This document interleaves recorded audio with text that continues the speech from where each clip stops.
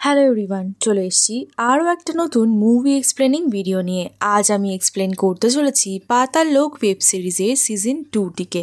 তো চলো বেশি দেরি না করে তাড়াতাড়ি এই এক্সপ্লেনেশনটা শুরু করা যাক। তবে তার আগে এই ভিডিওটাকে একটা লাইক করে চ্যানেলটাকে সাবস্ক্রাইব করতে কিন্তু একদম ভুলো না, যাতে করে তোমাদের এই ছোট্ট ছোট্ট পদক্ষেপ থেকে আমরা সাহায্য পাই।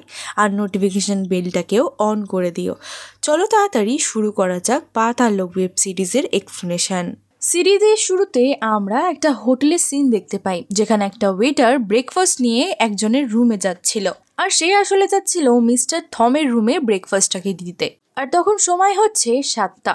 যখন ওয়েটারটি মিস্টার থমের রুমে যায় তখন মিস্টার থমকে সে দেখতে পায় না। সে তাকে রুমের সব জায়গায় খোঁজে, কিন্তু সে তাকে কোথাও দেখতে পায় না। তারপরে সে তাকে খুঁজতে খুঁজতে বাথরুমে চলে যায়। তারপরে গিয়ে সে একটা ভয়াবহ দৃশ্য দেখতে পায়। আর আমরা জানতে পারি মিস্টার থম তো মারা গিয়েছে। তাকে অনেক ক্রুল ভাবে মারা হয়েছে। তার গলাটাকে কেটে আলাদা করে এক জায়গায় রাখা হয়েছে। আর এই সিনটা এখানেই কাট হয়ে যায়। তারপরে আমরা দিল্লির ইন্সপেক্টর হাতিরাম চৌধুরীকে দেখতে পাই। এখানে আশা নামের একটি মহিলা আসে, যে হাতিরাম চৌধুরীর সাথে দেখা করে এবং তাকে বলে যে আমার স্বামী অনেক দিন ধরে মিসিং রয়েছে, আর তার নাম হচ্ছে রাঘু পাসবান। তার সঙ্গে সঙ্গে তার একটা ছোট্ট ছেলেও রয়েছে, আর তার ছেলের নাম হলো গুড্ডু। সে বলে রাঘু তার সাথে দেখা করতে খুব কমই আসতো, কিন্তু তার সঙ্গে তার ফোনে প্রায় কন্ট্যাক্ট হতো। আর এই সিনটা এখানেই কাট হয়ে যায়। আর তারপরে সে নিজের জিজা মানে চৌধুরীকে একটা নতুন জব অফার করতে এসেছিল, যেটা করলে সে মাস গেলে 1.5 লাখ টাকা করে পাবে। কাজটা ফাইন্যান্স ডিপার্টমেন্টেই হবে। আসলে সেই লোকগুলো ফৌজি বা পুলিশ ডিপার্টমেন্টেরই কোনো লোক চাই। তখন চৌধুরী কিছু জবাব দেয় না। রাত্রেবেলা তার ওয়াইফ তাকে বলে যে আমাদের ছেলে হস্টেলে পড়ে, আর সে এখন বাইরে পড়াশোনার জন্য যেতে চাইছে। যদি সবকিছু ভালোভাবে ম্যানেজ না হয় তাহলে তার ওয়াইফ টিউশন পড়ানো শুরু করে দেবে। যেখানে আমরা জানতে পারি যে হাতিরাম চৌধুরীর ঘরের অবস্থা খুব একটা ঠিক নেই, তার ঘরে একটু সমস্যা চলছে। তারপরে আমরা আনসারিকে দেখতে পাই। সে সেই হোটেলে যায় যেখানে মিস্টার থমকে মারা হয়েছিল। তারপরে সে ওয়েটারের সাথে দেখা করে এবং তাকে জিজ্ঞাসাবাদ করে। তখন তাকে সেই ওয়েটারটি জানায় যখন মিস্টার থম মারা যায় তার আগের দিন রাতে তার ফোনে কারোর সাথে ঝামেলা হয় এবং তিনি সেখান থেকে উঠে বেরিয়ে যান। আর যেহেতু আমার নাইট ডিউটি ছিল, সেই কারণে সকাল সকাল আমি ব্রেকফাস্টটা সার্ভ করতে চলে আসি। অন্যদিকে চৌধুরী তার শালার সাথে সেই ফাইন্যান্স ডিপার্টমেন্টে চলে যায়, যেখানে তাকে তার শালা বলেছিল জব দেবে। তারপরে যখন সে কাজের জন্য কথা বলে তখন সে জানতে পারে এটা কোনো ফাইন্যান্স ডিপার্টমেন্ট নয়, এখানে ইললিগাল ভাবে হাওয়ালের পয়সা আসে। আর এদের শুধুমাত্র প্রোটেকশন চাই, যার কারণে এরা ফৌজি বা পুলিশের লোককে খুঁজছিল। তারপরে চৌধুরী বলে যে আমার শালা যদি আমাকে এখানে না নিয়ে আসতো না, তাহলে তোর মুখটা আমি এমন বানিয়ে দিতাম যে তোর বাড়ির লোকও তোকে চিনতে পারতো না। চৌধুরীর কাছে বারবার একটা আননোন নাম্বার দিয়ে ফোন আসছিল। যখন সে সেই নাম্বারটায় কল ব্যাক করে তখন সে জানতে পারে সেটা একটা ট্রাফিক কনস্টেবলের নাম্বার। কনস্টেবল তখন চৌধুরীকে বলে রিসেন্টলি বাস থেকে একটা মহিলার অ্যাক্সিডেন্ট হয়েছে, আর সেই মহিলার ফোন থেকে আপনার নাম্বারটা পাওয়া গিয়েছে। আমি তাকে হসপিটালে নিয়ে যাচ্ছি, আর আপনিও চলে আসুন সেখানে। অন্যদিকে আনসারি হোটেলে গিয়ে সেখানকার সিসিটিভি চেক করে। তারপরে তারা সিসিটিভি ফুটেজ চেক করে। সেখান থেকে একটা মেয়েকে দেখতে পায় যে কিনা খুব ঘাবড়ে সেখান থেকে বেরিয়ে যাচ্ছিল। যখন মিস্টার থমকে মারা হয়েছিল তখন হয়তো মেয়েটা সেখানেই উপস্থিত ছিল, এরকমটা আনসারি মনে করছিল, যার কারণে আনসারি সেই মেয়েটাকে খোঁজার জন্য লোক লাগিয়ে দেয়। অন্যদিকে চৌধুরী হসপিটালে পৌঁছে গিয়েছিল, যেখানে ট্রাফিক কনস্টেবলটি তাকে সেই মহিলাটির কাছে নিয়ে যাচ্ছিল। আর সেই কনস্টেবলটি বলে তার সাথে একটা বাচ্চাও ছিল, আর এই বাচ্চাটা আর কেউ না, সেই মহিলাটিরই বাচ্চা যে রিপোর্ট করাতে এসেছিল। তারপরে আমরা আনসারিকে দেখতে পাই যে বিজনেস পারপাসে যেই লোকগুলো নাগাল্যান্ড থেকে এসেছিল তাদেরকে সে জিজ্ঞাসাবাদ করছিল। তারা খুব রেগেছিল, কারণ মিস্টার থমের প্রোটেকশনের দায়িত্ব ছিল পুলিশ অফিসারদের। তারপরে আনসারি মিস্টার থমের বডিগার্ডের সাথে কথা বলে। তারপরে সে জানতে পারে যেই দিন মিস্টার থমকে মারা হয়েছিল সেই দিন তার বডিগার্ড তার সাথে ছিলই না। রাত্রেবেলা সে সবসময় তার সঙ্গেই থাকতো, কিন্তু সেই দিন রাতেই সে সঙ্গে ছিল না। তারপরে তারা বডিগার্ডকে প্রেশারাইজ করে এবং তার কাছে জিজ্ঞাসাবাদ করতে শুরু করে যে সেই দিন রাতে সে কোথায় ছিল। তারপর সেখানে একটি মহিলা আসে এবং বলে যে সে আমার সাথে ছিল। তখন সে মেয়েটি বলে যে আমার ব্যাপারে ও তোমাকে হয়তো বলেনি, কারণ ও আমাকে সেভ করছিল, কারণ আমার হাজবেন্ড আমাদের অ্যাফেয়ারের ব্যাপারে জানতে পেরে যাবে তাই জন্য। তারপরে আনসারি জানতে পারে যে এই মেয়েটাকে সিসিটিভি ফুটেজে দেখা গিয়েছে তাকে লাস্ট বার ক্লাবে দেখা গিয়েছিল, আর সেই ক্লাব হচ্ছে ধ্রুব মল্লিকের। আর সেই জন্য আনসারি সেই লোকটিকে গিয়ে জিজ্ঞাসাবাদ করতে শুরু করে দেয়। তখন ধ্রুব মল্লিক তাকে বলে হয়তো সে এখানে নাচ করতো বা কাজবাজ করতো, কিন্তু কিছু সময় আগেই সে এখান থেকে চলে গিয়েছে। আর তারপরে তার অ্যাড্রেস নিয়ে আনসারি সেই মেয়েটির বাড়ি চলে যায়। তারপরে সেখানে গিয়ে জিজ্ঞাসাবাদ করাতে সে জানতে পারে সে সেখানে ভাড়ায় থাকতো এবং সেখানে গিয়ে অনেক নেশাভানও করতো। যে বাড়িওয়ালিটার ছিল সে বলছে যে সে অনেক চিল্লামিল্লিও করতো, আর সবসময় সেখানে একটা ছেলে আসতো যে লাল কালারের অডিতে করে আসতো। এটা দেখার পরে আনসারি খুব ভালো করে বুঝতে পেরে গেছিল যে আর কেউ না, এটা ধ্রুব মল্লিকই। আনসারি এটা বুঝতে পারছিল না ধ্রুব মল্লিক কেন তাকে মিথ্যে কথা বলেছে। অন্যদিকে চৌধুরী জানতে পারে রাঘু পাসওয়ানের বউয়ের ডেথ হয়ে গিয়েছে, আর এখানেই একটা লোক দাঁড়িয়েছিল যে কিনা বারবার চৌধুরীর দিকেই দেখছিল। আর তারপরে চৌধুরী তাদের পিছু নেওয়া শুরু করে, তখনই সেখান থেকে সেই লোকগুলো পালিয়ে যায়। তখনই তার কাছে মঞ্জুর কল আসে। মঞ্জু তাকে জানায় যে একটা সিসিটিভি ফুটেজে রাঘু পাসওয়ানকে দেখা গিয়েছে, যে কিনা কাশির একটা রেলওয়ে স্টেশনে দেখা গিয়েছে। চৌধুরী তখন দেখে রাঘু পাসওয়ানকে তো প্রপারলি দেখা যাচ্ছে, কিন্তু তার সাথে আরো একটি মেয়ে রয়েছে। আর সে সেই মেয়েটিকে দেখে ভালোভাবে বুঝতে পেরে গিয়েছিল এটা তো রিজো, যাকে খোঁজ করছে বাকি সব পুলিশ অফিসাররা, মানে সেই সিসিটিভি ফুটেজে দেখা মেয়েটিকে। তারপরের সিনে আমরা একটা বাচ্চা ছেলেকে দেখতে পাই যে কিনা রেলওয়ে ট্র্যাকের কাছ থেকে একটা মোবাইল ফোন গুড়িয়ে এনেছিল, আর সেই কারণে তার মা তার উপরে অনেক চিল্লায়। তারপরে তার মা দেখতে পায় সেই মোবাইল ফোনের মধ্যে কারোর ফোন আসছিল। যখন সে সেই ফোনটা তোলে তখন সে জানতে পারে ফোনটা পুলিশ স্টেশন থেকে এসেছে,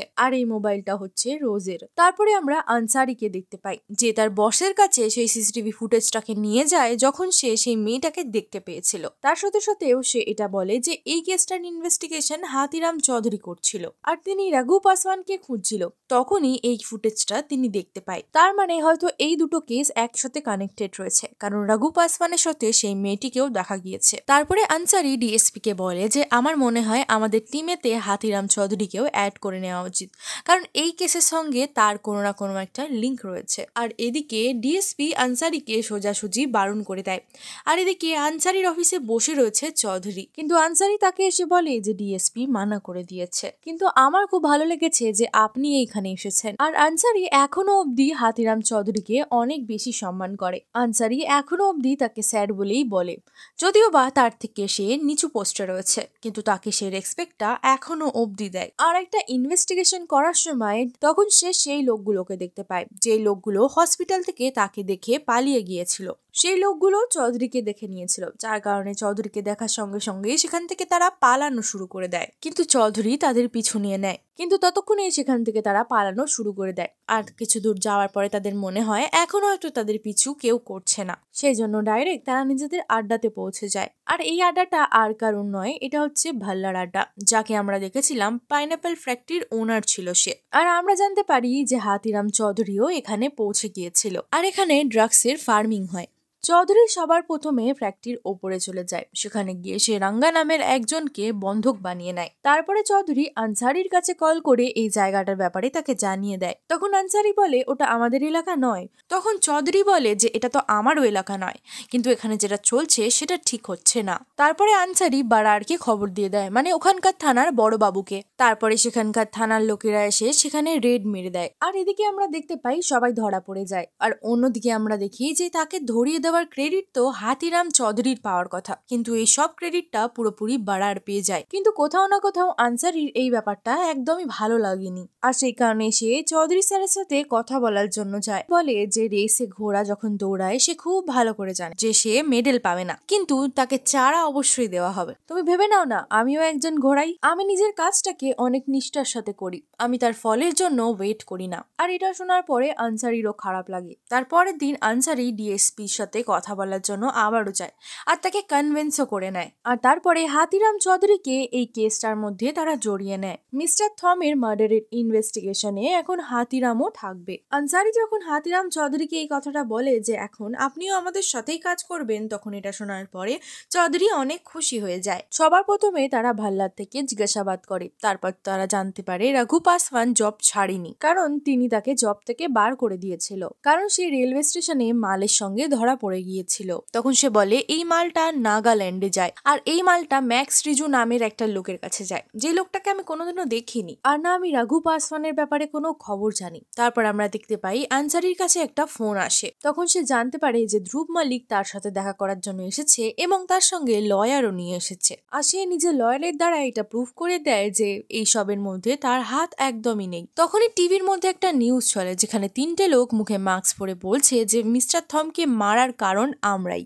নাগাল্যান্ডের দিমাগ স্টেশনের মধ্যে একটি কনস্টেবল উপস্থিত ছিল, আর এখানে আমরা রোজকেও দেখতে পাই, কিন্তু সে এটা জানতো না যে এই মেয়েটিকেই সবাই খুঁজছে। তখনই সে যখন চলে যাচ্ছিল তার কাছে একটা ফটো আসে যেটা রোজের ছিল, আর তখনই সে রোজকে খোঁজার জন্য চলে যায়, কিন্তু ততক্ষণে রোজ সেখান থেকে পালিয়ে গিয়েছিল। হাতিরাম চৌধুরী যখন পুলিশ স্টেশনে আসে তখন সে জানতে পারে যে রাঘু পাসওয়ানের ছেলে এখনো পুলিশ স্টেশনেই উপস্থিত রয়েছে। তখন ওই লেডি কনস্টেবলটি বলে আমার ঘরের লোকেরা তার রেসপন্সিবিলিটি নেওয়ার জন্য একদমই তৈরি নয়, আর সেই কারণে চৌধুরী গুড্ডুকে নিয়ে নিজের ঘরে চলে যায়, আর এখানে সে রেনুর সাথে তার দেখা করায়। তখন রেনু তাকে বলে যে তুমি এখানে কেন এনেছো ওই বাচ্চাটিকে? তখন চৌধুরী বলে আমাদের ছেলে হোস্টেলে থাকে আর তুমি একলা থাকো, তাই জন্য আমি ভাবলাম ও একটা ঘর পেয়ে যাবে, তাই আমি ওকে এখানে নিয়ে চলে এলাম। তখন রেনু বলে তুমি ওকে আশ্রমে কেন ছেড়ে দিয়ে আসছো না? তখন চৌধুরী বলে আপাতত 2 দিন ও এখানে থাক, তারপরে আমি ওর ব্যবস্থা করছি। তারপরে তার কাছে আনসারির কল আসে, আর সে জানতে পারে যে পরের দিন সকালে তাদেরকে নাগাল্যান্ডে যেতে হবে, কারণ রোজের খবর ওখানে পাওয়া গিয়েছে, আর সেখানে গিয়ে বাকি ইনভেস্টিগেশনটা হবে। তারপরে তারা ম্যাক্স আর রিশোর ব্যাপারেও খবর বার করে। তারপরে আমরা রোজকে দেখতে পাই যে কিনা নাগাল্যান্ডে উপস্থিত ছিল। পরের দিন আনসারি আর চৌধুরী মিলে নাগাল্যান্ডে পৌঁছে যায়। সেখানে পৌঁছাতেই রেহমান নামের একটি ছেলে তাদেরকে ট্যাক্সি নেওয়ার জন্য বলছিল, কিন্তু এদিকে চৌধুরী তাকে সেখান থেকে ভাগিয়ে দেয়। আর কিছুক্ষণ পরে সেখানে একজন লেডি অফিসার আসে যার নাম হচ্ছে মেঘনা। মেঘনা তাদেরকে ইনভেস্টিগেশনের খবর দেবে। তখন মেঘনা তাদেরকে জানায় যে আজকে আপনারা হোটেলে চলে যান, কালকে থেকে ইনভেস্টিগেশন শুরু হবে, কিন্তু আনসারি চায় যে সে মিস্টার থমের ফেয়ারওয়েলে যাবে। তখন সে আনসারিকে বলে তোমার ওখানে যাওয়াটা একদমই ঠিক হবে না, মিস্টার থম তোমাদের প্রোটেকশনে মারা গিয়েছে, যার কারণে নাগাল্যান্ডের পুরো লোক তোমাদের উপরে ভরকে আছে। যদি তারা জানতে পারে যে তুমি দিল্লি থেকে এসেছো তাহলে তোমার জীবনও জখিমে যেতে পারে। কিন্তু এত কিছুর পরেও তারা দুজন মিলে তার ফিউনারালে যায়। তাদের সাথে কিছু নতুন হয়নি, তবে সেখানে তারা একটা ইনফরমেশন পায়। তারা সেখানে গিয়ে মিস্টার থমের ছেলের ব্যাপারে জানতে পারে, যার নাম হচ্ছে রুয়ান। রুয়ানের সাথে তার বাবার সম্পর্ক খুব ভালো ছিল না, কিন্তু রুয়ান একদম সিধে সাধে ছেলে নয়, সে অনেক বেশি খতরনাক ছেলে। তারপরে আনসারি রেড্ডির সাথে দেখা করে, যে কিনা বিজনেসের কারণে ইন্ডিয়াতে এসেছিল। রোবানের মা রোবানের সাথে কথা বলে, মানে মিস্টার থমের ওয়াইফ। তখন তার মা তাকে বলতে শুরু করে যে তোমার বাবা কিন্তু একজন ভালো লোক ছিল, সে তাকে বোঝাচ্ছিল আর তোমারই এখন তার আগের বিজনেসটাকে দেখা উচিত। রাত্রেবেলা চৌধুরী নিজের বউয়ের কাছে ফোন করে, যে কিনা অনেক বেশি রেগেছিল, কারণ চৌধুরী সেই বাচ্চাটিকে তাদের ঘরে ছেড়ে এসেছিল। তখন রেনু বলে এই ছেলেটা না খাওয়া দাওয়া করে না কোনো কথা বলে, আর বিছানার মধ্যেই টয়লেট করে দেয়। আর তখন চৌধুরী বলে যে আমি খুব তাড়াতাড়ি সেখানে পৌঁছে যাব। তারপর রেনু দেখতে পায় সেই বাচ্চা ছেলেটি চুপচাপ কাপড় শুকাচ্ছিল। তখন রেনুর খুব ভালো লাগে এটা দেখে। রেনু তখন জিজ্ঞাসা করে যে তোমার নাম কি? আমার নাম রেনু আন্টি। কিন্তু বাচ্চাটা কোনো জবাব দেয় না, বোঝাই যাচ্ছিল সে কতটা ভয়াবহ হয়ে রয়েছে। তারপরে আমরা দেখতে পাই আনসারি আর চৌধুরী রোজের ফ্যামিলির লোকেদের কাছে পৌঁছায়। ফ্যামিলিতে তার মা এবং তার বাবা রয়েছে। রোজের বাবার মাথার সমস্যা রয়েছে, যে কিনা মিস্টার থমের ফিউনারালেও গিয়েছিল, কারণ তিনি অনেক বছর ধরে সেখানে কাজ করতেন, আর তিনি ওখানে গিয়ে অনেক কাঁদছিল। আনসারি যখন রোজের ব্যাপারে তার মাকে জিজ্ঞাসা করে, তার মা তখন বলে ওর ব্যাপারে কোনো কথা বলারই দরকার নেই, ও আমাদের কাছে বহু বছর আগে মরে গিয়েছে। আর তারপরে রোজের মা এটাও বলে যে মিস্টার থম একজন মনস্টার। তাদেরকে এই গুত্তিটা সলভ তো করতে হতো, কিন্তু তারা করতে পারছিল না, কারণ নাগাল্যান্ডের কনস্টেবল তাদের পেছনেই ছিল। তাই জন্য তারা তাড়াতাড়ি করে হোটেলে চলে যায় এবং কনস্টেবলগুলোকে বলে যে আমরা এখন হোটেলেই থাকবো, আর তাদের থেকে পেছন ছাড়িয়ে নেয়। আর যখন কনস্টেবলগুলো সেখান থেকে বেরিয়ে যায় তখন তারা আবারও বাইরে বেরিয়ে যায় জিজ্ঞাসাবাদ করার জন্য। তারা আলাদা আলাদা করে ইনভেস্টিগেশন করা শুরু করে। এদিকে চৌধুরী রাঘু পাসওয়ানের ব্যাপারে জিজ্ঞাসাবাদ করতে যায়, অন্যদিকে সে রোজের ব্যাপারে জিজ্ঞাসাবাদ করতে যায়। সে রেড্ডির হোটেলে চলে যায়, কারণ রেড্ডির হোটেলেই রোজ 2 বছর ধরে কাজ করছিল। চৌধুরী রেলওয়ে স্টেশনে পৌঁছে রাঘু পাসওয়ানের ব্যাপারে জিজ্ঞাসাবাদ করতে শুরু করে দেয়। তখন সে কিছু মজদুরের ব্যাপারে জানতে পারে যারা রেলওয়ে ডিব্বার পাশে থাকে। তারপর সে সেখানে গিয়ে খোঁজ করা শুরু করে দেয়। সেখানে গিয়ে সে রাঘু পাসওয়ানের ব্যাপারে জিজ্ঞাসাবাদ করতে শুরু করে, কিন্তু সে কোনোই খবর পায় না। আর এদিকে আনসারি রেড্ডির বউয়ের থেকে রোজের ব্যাপারে জিজ্ঞাসাবাদ করা শুরু করে দেয়। তখন তার ওয়াইফ বলে, আমাদের 7টা হোটেল রয়েছে আর 400 লোক কাজ করে। রোজের ব্যাপারে আমি তেমন ভাবে কিছুই জানি না, আমি ম্যানেজারের থেকে যতটা জেনেছি সেটাই বলছি। রোজ এখানে জাস্ট কাজ করতো, তার ব্যাপারে আমরা এত কিছু জানি না। এদিকে আনসারি চৌধুরীকে ফোন করে জানিয়ে দেয়, আর চৌধুরীও তাকে এই কথাটা জানিয়ে দেয়। দুজনের কাছে খুব একটা বেশি প্রমাণ তো ছিল না। আর এদিকে চৌধুরীর মোবাইলটাও সুইচ অফ হয়ে যায়, কারণ মোবাইলের মধ্যে ব্যাটারি ছিল না। তখনই এখানে পুলিশওয়ালার রেড পড়ে যায়, আর এখানে পুলিশওয়ালা রেড পড়াতে সবাই এদিকে ওদিকে দৌড়াতে শুরু করে। তখনই পেছন থেকে একটা পুলিশওয়ালা এসে চৌধুরীর কপালে ডান্ডা মেরে দেয়। আর তারপরে আমরা রেহমান নামের একটা ছেলেকে দেখতে পাই। চৌধুরীকে রেহমান এয়ারপোর্টের বাইরে দেখেছিল। রেহমান তখন তাকে সেখান থেকে ছাড়িয়ে নেয় আর তাকে সব কথা বলতে শুরু করে দেয়। সে এখানে বহু বছর ধরে রয়েছে আর সে এখানকার সব কিছু জানে। তখন সে বলে সব লোকেরাই ম্যাক্সের কাছে মাল ডেলিভার করে, আর এই মালটা আর কারণ নয়, মিস্টার থমের। তারপরে এই সব কথা চৌধুরী আনসারিকে জানিয়ে দেয়। তারপরে মেঘনা, আনসারি আর চৌধুরী মিলে একটা ডক্টরের কাছে যায়, যে কিনা রোজের ডক্টর ছিল। তারপরে তারা গিয়ে ডক্টরটাকে জিজ্ঞাসাবাদ করে। ডক্টরটি তখন জানায় যে 8 বছর ধরে সে তার চেক আপ করছে। আর তখন তারা তাকে জিজ্ঞাসা করে যে এখানে রোজের সাথে মিস্টার থমের কি সম্পর্ক রয়েছে। তখন ডক্টরটি জানায় রোজের সাথে মিস্টার থমের অবৈধ সম্পর্ক ছিল।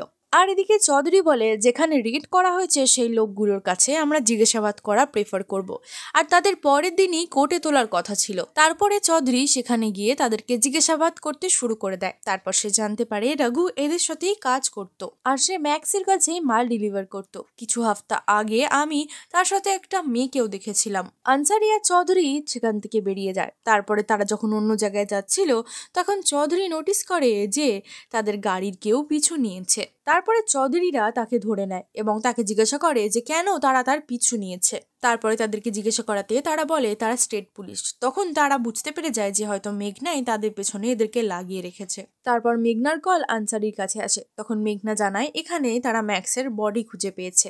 এইসব কিছু দেখার পরে কেউ না কেউ এখানেই রয়েছে যে তাদের সাথে মাইন্ড গেম খেলছে। তারপর আমরা 3rd এপিসোডের লাস্টে মিস্টার থমের বডিগার্ডকে দেখতে পাই, যে হেডফোন লাগিয়ে একটা রাস্তা থেকে হেঁটে হেঁটে যাচ্ছিল। তারপরে সে একটা জায়গায় গিয়ে পৌঁছায় এবং সেখানে গিয়ে লোকদেরকে বাজেভাবে মারতে শুরু করে দেয়। এখানে গিয়ে সে 3টে লোককে খুব বাজেভাবে মেরে দেয়, যেখানে একটি মহিলাও উপস্থিত ছিল। আর এর সাথে সাথে পাতাল লোকের 3টে এপিসোড এখানেই শেষ হয়। বাকি এপিসোডগুলো আমি কালকে তোমাদের জন্য এক্সপ্লেন করব। যদি তোমাদের এই এক্সপ্লেনেশনটি ভালো লেগে থাকে ভিডিওটিকে একটা লাইক করে দিও, আর কমেন্ট সেকশনে পাতাল লোক বা কোনো কিছু কমেন্ট করতে পারো, যাতে করে আমি বুঝতে পারি তোমাদের এই ওয়েব সিরিজটি ভালো লাগছে। কারণ একটা মুভি এক্সপ্লেন করতে যতটা টাইম লাগে তার থেকে বেশি টাইম লাগে একটা ওয়েব সিরিজকে এক্সপ্লেন করতে। তাই আশা করব তোমাদের ভালো লাগলে তোমরা কমেন্টটা করবে, আর তার থেকে প্রেরণা পেয়ে আমি বাকি এপিসোডগুলো খুব তাড়াতাড়ি নিয়ে চলে আসবো। আর চ্যানেলটাকে সাবস্ক্রাইব করতে কিন্তু একদম ভুলো না। সাবস্ক্রাইব করে বেল আইকনটা ক্লিক করে নিও, যাতে করে যখনই আমি নতুন ভিডিও আপলোড দেবো সর্বপ্রথম তোমার কাছে নোটিফিকেশন চলে যায়। ততক্ষণের জন্য ভালো থেকো, সুস্থ থেকো।